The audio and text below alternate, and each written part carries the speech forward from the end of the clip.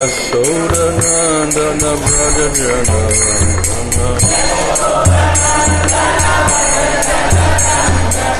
Yamuna Tira Vanachari Yamuna Tira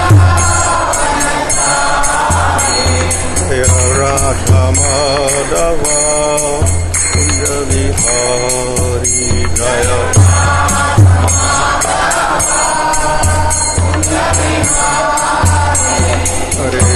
Hare Krishna, Krishna Krishna, Hare Hare, Hare Rama,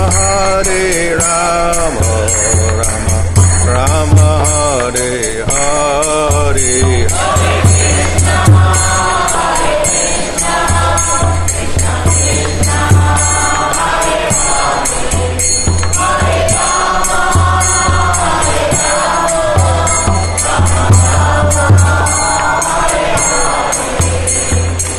Prabhupada, Prabhupada, Prabhupada, Jaya Prabhupada, Jaya.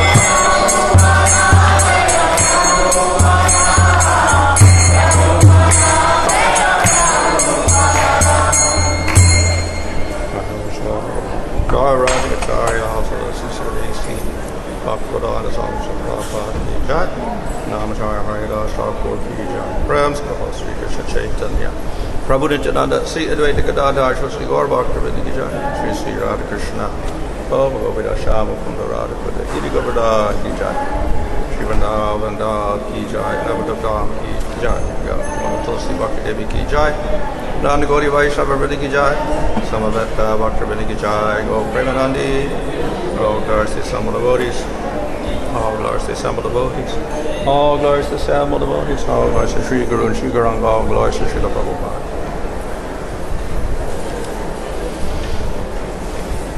Namam Vishnu Vadaya Krishna Vishnu Buddhade Śrīmate Bhaktivedanta Swami Nityanamane Namaste Saraswati Devi Gauravani Prachadane Nirvashesha Shunyavadi Paschatchate Shatadane Sri Krishna Chaitanya Prabhu Nityananda Sri Advaita Gadadhar Sri Gaur Bhaktivinoda Hare Krishna Krishna Krishna Hare Hare Hare Rama Rama Rama Hare Hare.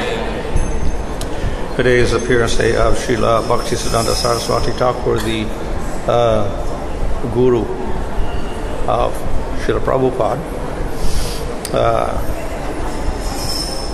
He came in a very remarkable family because he was born as the son of Srila Bhaktivinoda Thakur. And Bhaktivinoda Thakur was very remarkable because he revived the Gaudiya movement and began preaching to people to make it popular at that present time. That doesn't mean that Gaudiya Sampradaya was extinct, but it was certainly not so well known to the public. They had their traditional lines of Diksha Gurus in Brahminical families mainly, and the teachings were carried on to some degree. However, the public at large didn't know much about it. Of course, public was also a little new thing in one sense because previously public didn't really exist, but as Western civilization became popular in India, we get a growing class of educated people, people who could read, etc. Before that, very few people were reading and writing. Maybe the Brahmins, that's it, a few Kshatriyas. Otherwise, people were not so well educated, etc., and learned in scriptures, etc. So most of what was they got was handed down through tradition, through family and parents, etc., and just what they heard publicly. But with the coming of the British, society began to change. A middle class became very active. People got educated. They had printing presses rather than palm leaf manuscripts, so things were more public at that time.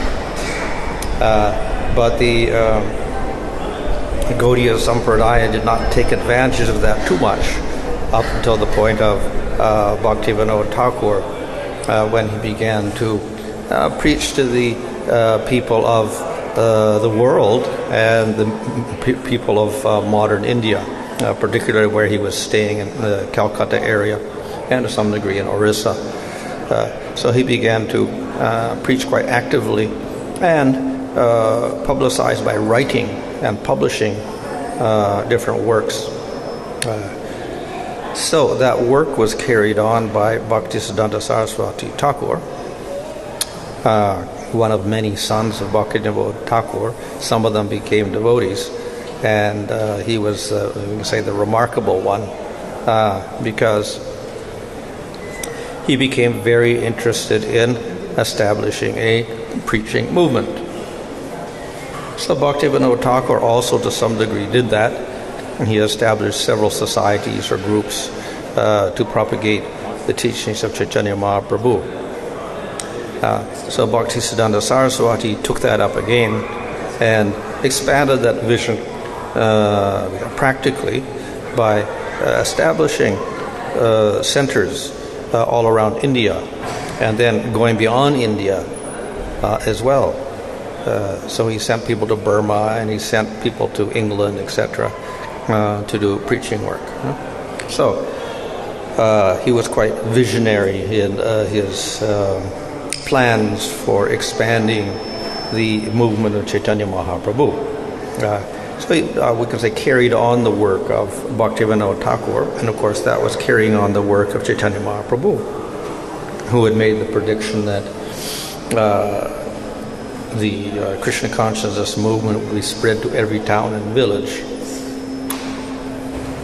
So Bhaktisiddhanta Saraswati Thakur, of course, had an upbringing in which he learned all these things, and he had a great desire to preach.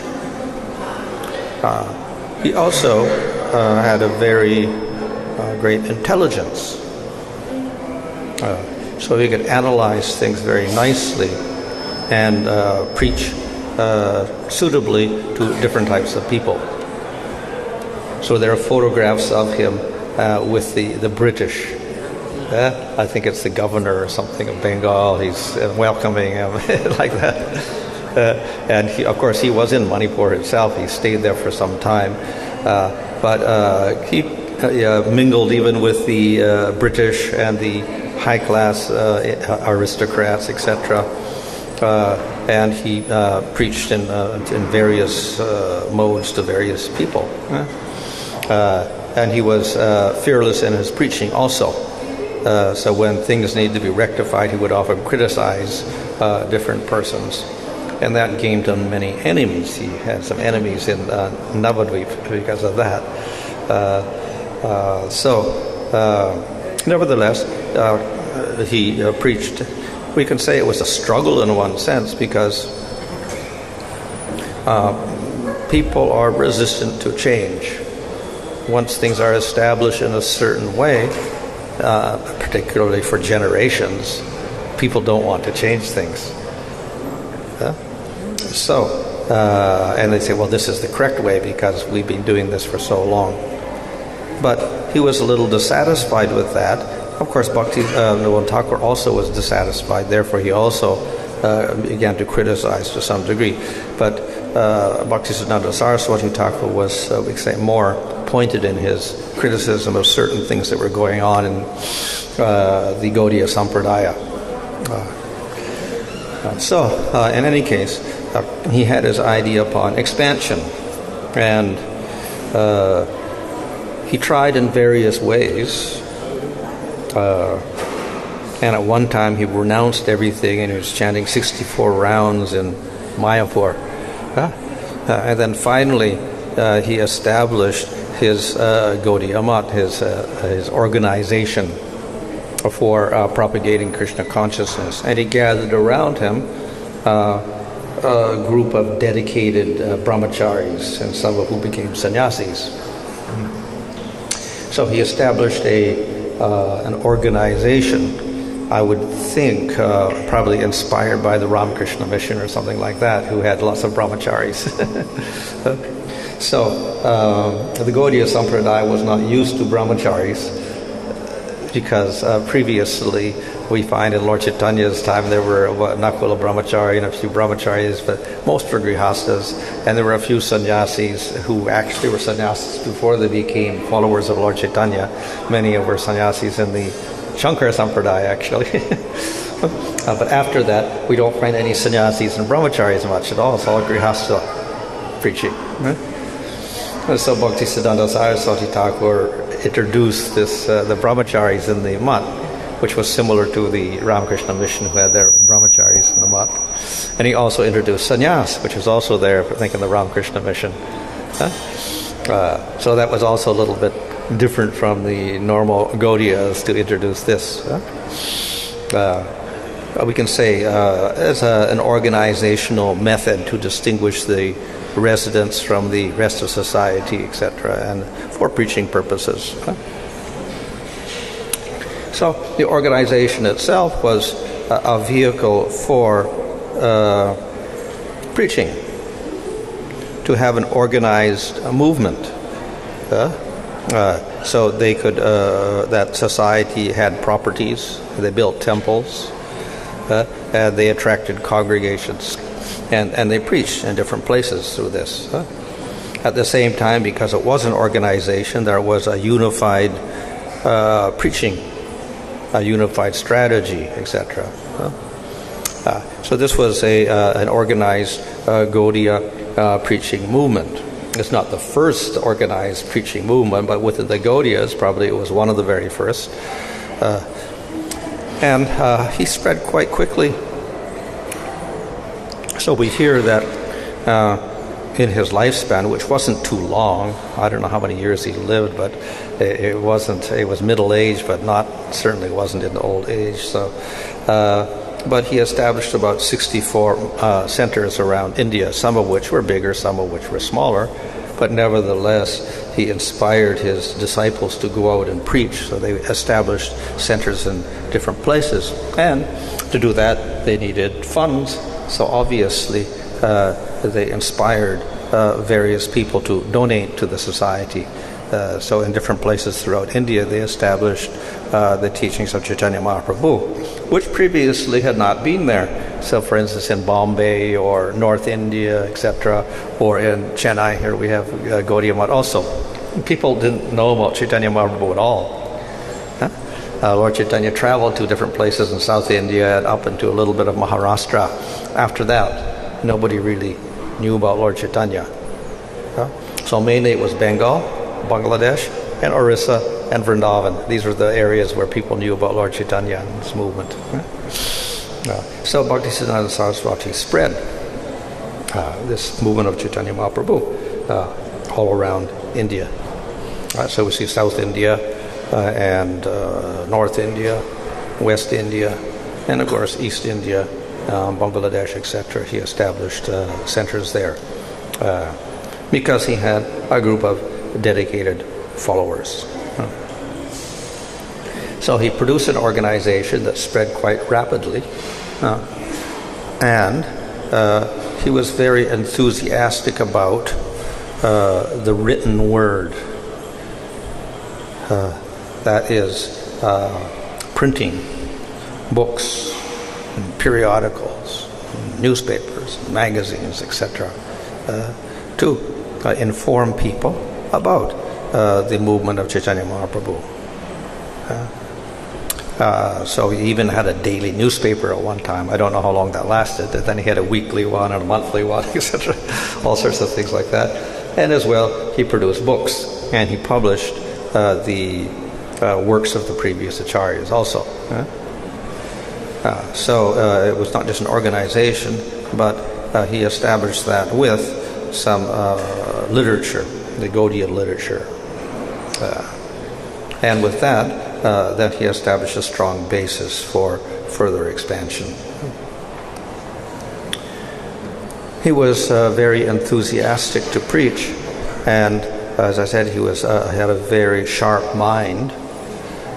so he was not shy from debating with others. So he debated various persons and defeated various persons in arguments. One, of course, is the famous lecture he gave in, I think it's Midnapur, where there was a topic to be discussed: do Gaudiya Vaishnavas have a right to worship Shalagram Shila if they're not Brahmins? So they called various persons, learned Gaudiyas from various places like Vrindavan and Bengal, etc., and they all spoke on that. So actually Bhaktivinoda Thakur was supposed to go, but he was not feeling well, so he sent Bhaktisiddhanta Saraswati Thakur, and he gave a long speech there. It probably expanded into one book that came out, Brahmins and Vaishnavas. It was one book that later came out.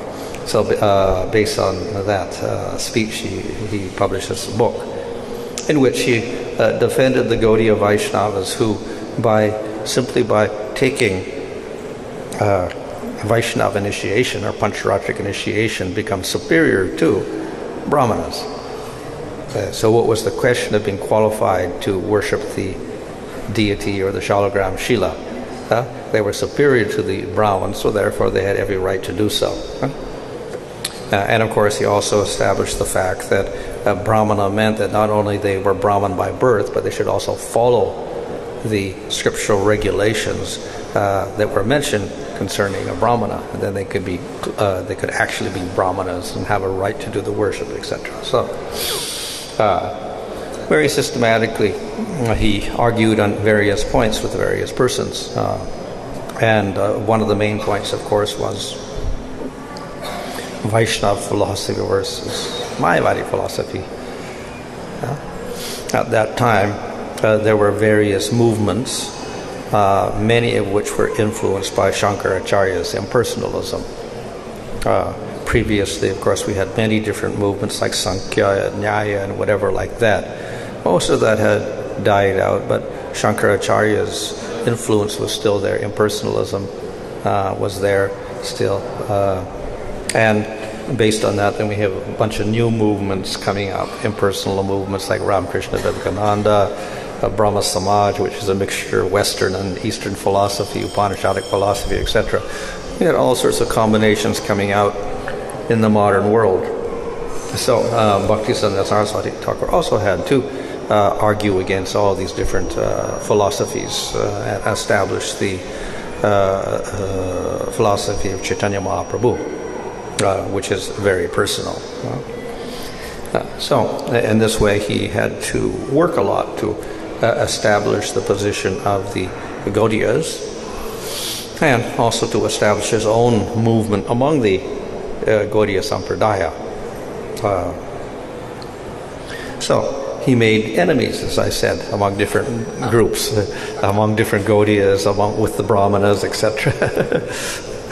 Because of the way in which he argued with them and defeated them. So that created some difficulty also.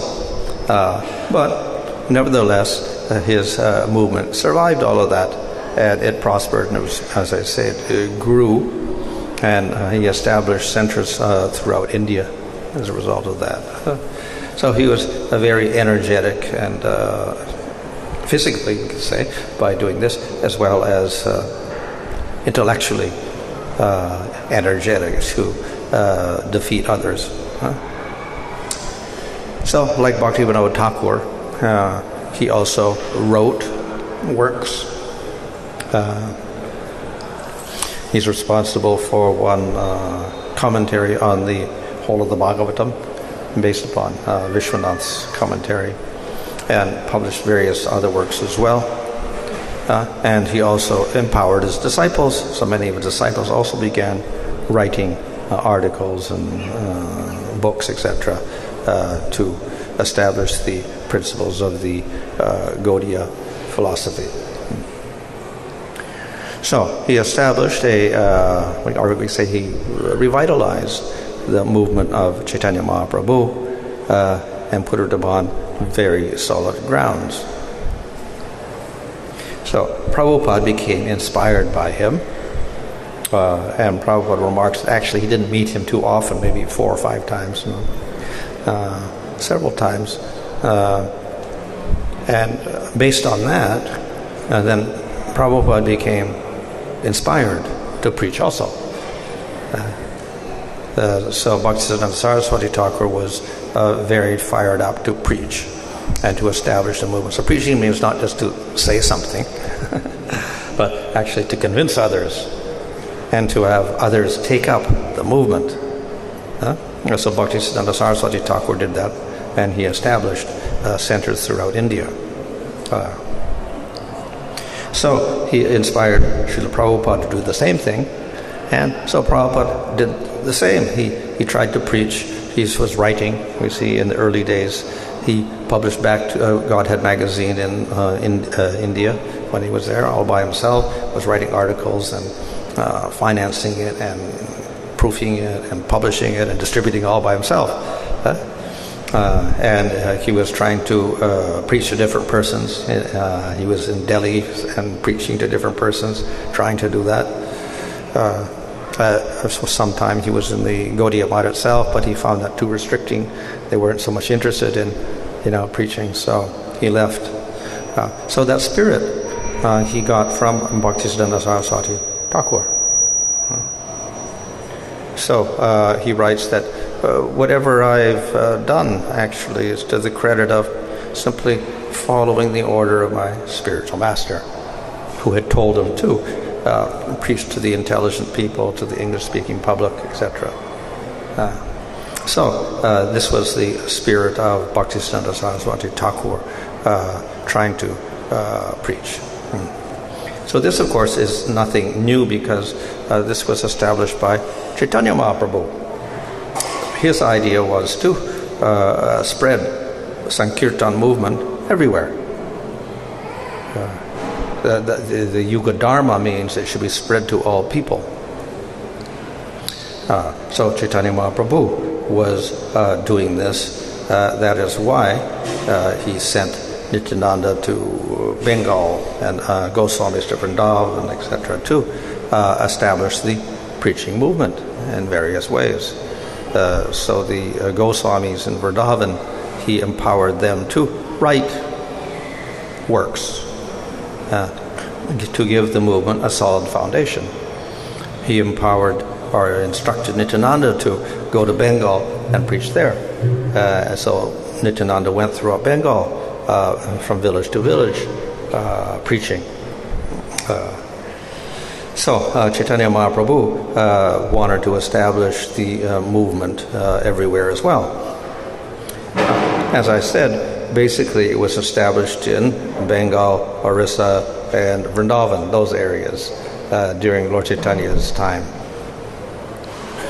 After that, of course, the followers of Lord Chaitanya and their followers, their descendants, to some degree expanded the movement.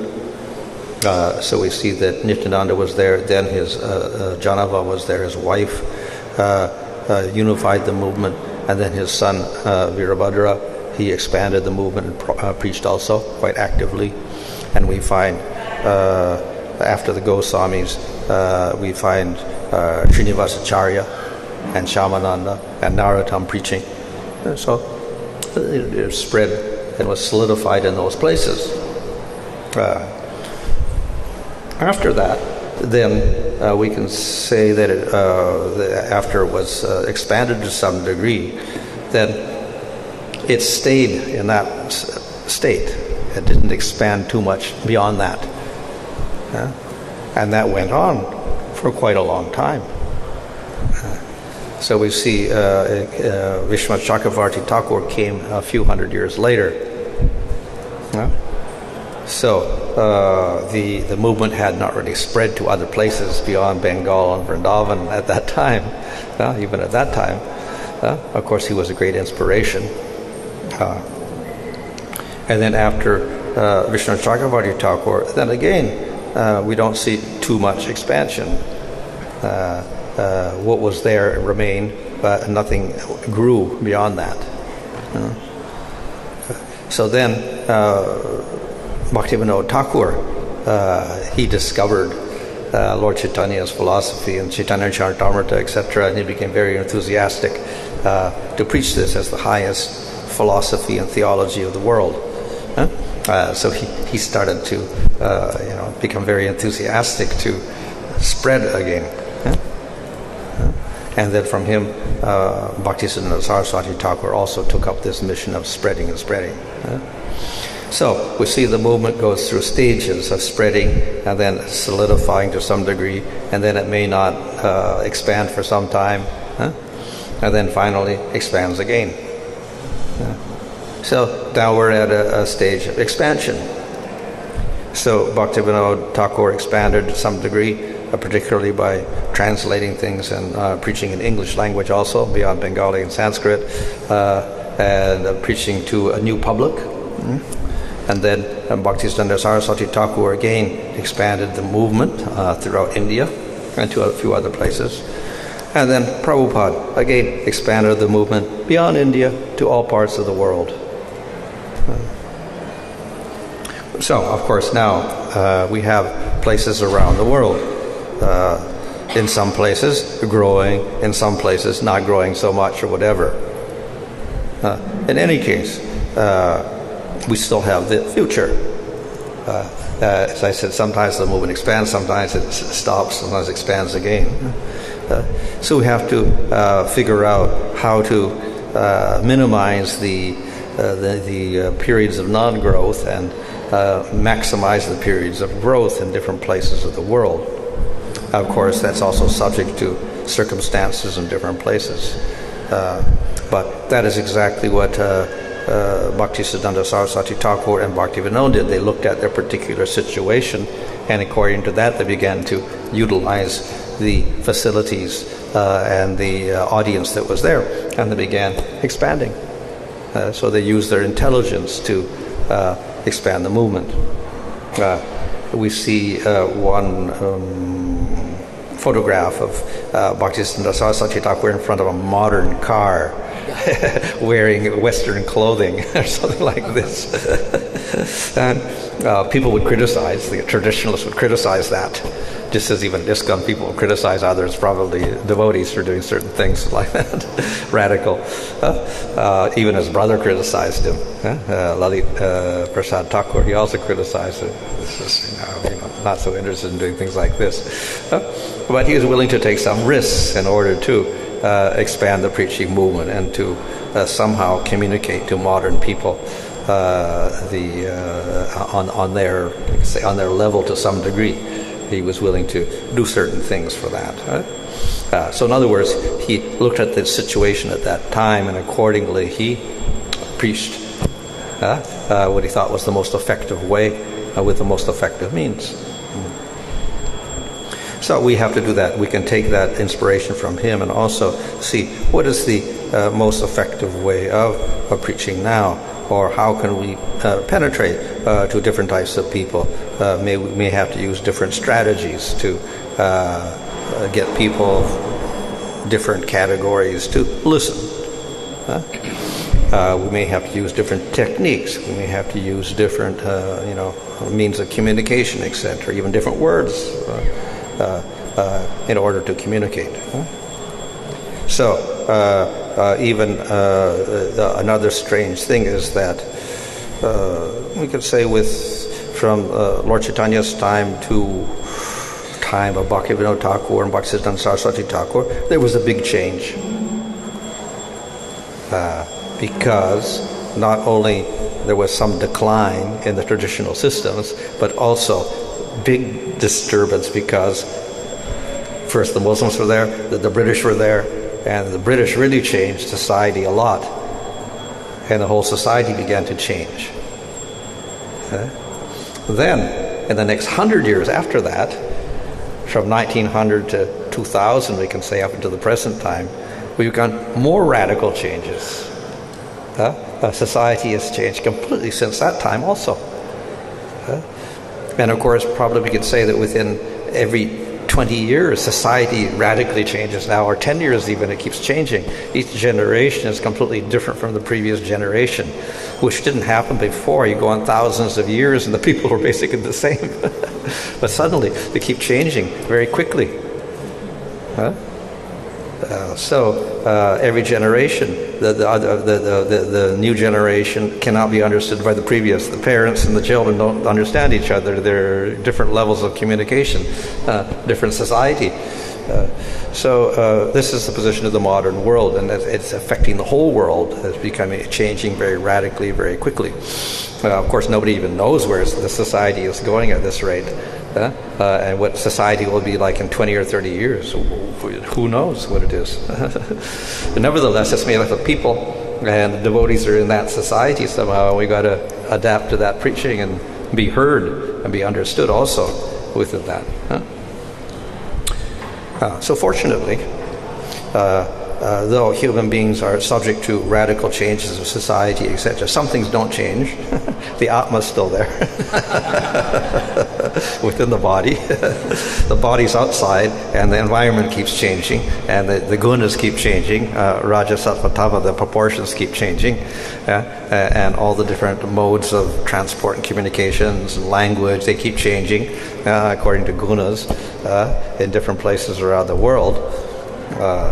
But the Atma, or the Jiva, and its particular spiritual needs don't change. They remain constant. So no matter how much society changes, people will still ask the same questions ultimately. How to be happy. And somehow this happiness isn't working. There must be another type of happiness. So that's the basic question that people have to ask. And that's how spiritual life survived in ancient times. Most people were interested in survival. How to lead a comfortable life and get enough food for me and my family. That's the basic interest of people.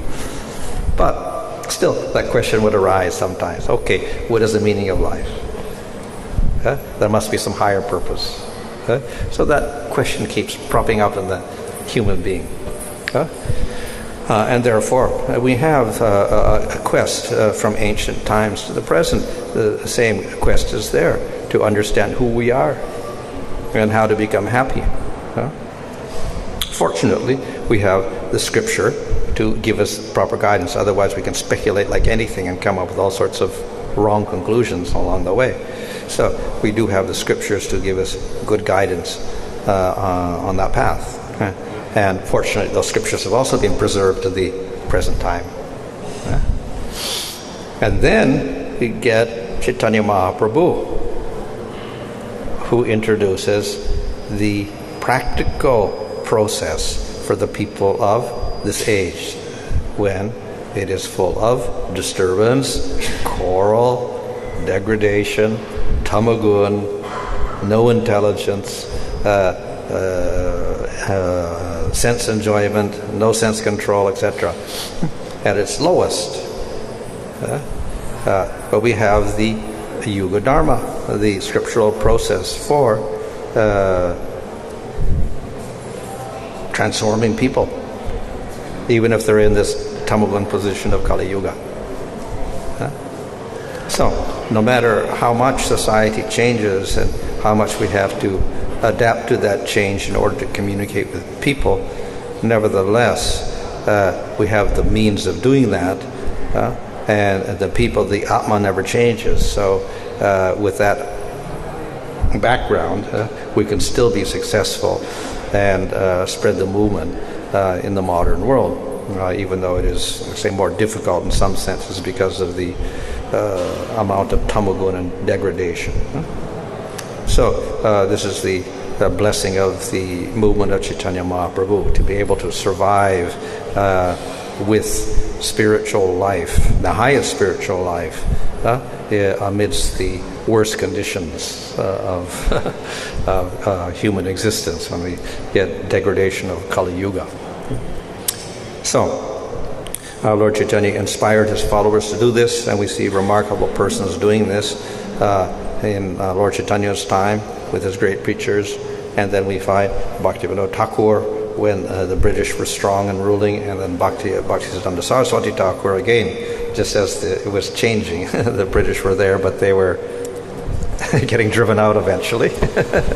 I suppose he didn't live to see the British driven out. No, he passed out. He disappeared before that, but it was in the process. The British were in the process of getting out. Actually, there was resistance building when Bhaktisiddhanta Saraswati Thakur was there.